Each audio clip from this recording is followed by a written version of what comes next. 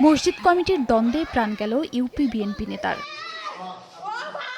Police জানায় মঙ্গলবার রাত 10টার দিকে উপজেলার বড়কান্দি এলাকায় একটি মসজিদ কমিটিকে কেন্দ্র করে খবির সর্দার ও আলমাস সর্দারের মধ্যে বিরোধ চলছিল।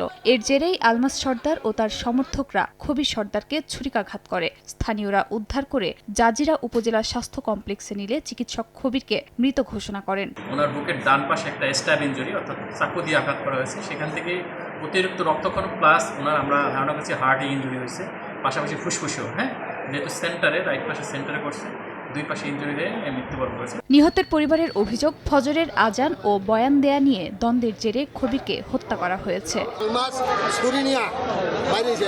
আমি সামনে গেছি শরীরে পার দেবো, আমি পিছিয়ে গেছি, পিছিয়ে দেওয়ার পরে ও আলমাস দৌড় দিছে, দৌড় দিয়া আবার ওই খবির সর্দার সবাই দৌড়ে গেছে। দৌড়ে যাওয়ার পরে ওই সাকাত হোসেনের বাড়ির সামনে যাইয়া আমরা তার পিছিয়ে পড়ে গেছি। এদিকে হত্যাকাণ্ডে জড়িতদের ধরতে মাঠে নেমেছে পুলিশ। ওই যে মসজিদ কমিটি নিয়ে দ্বন্দ্ব ছিল, এই দ্বন্দ্ব প্রেক্ষিতে ওই যে খবির সর্দার 55কে আলমাস সর্দার তাকে চাকু দিয়ে স্ট্রোক করতে হয়েছিল। নিহত খবির সর্দার বড়কান্দি ইউনিয়ন বিএনপির যুগ্ম আহ্বায়ক ছিলেন। সময় সংবাদ, শরীয়তপুর।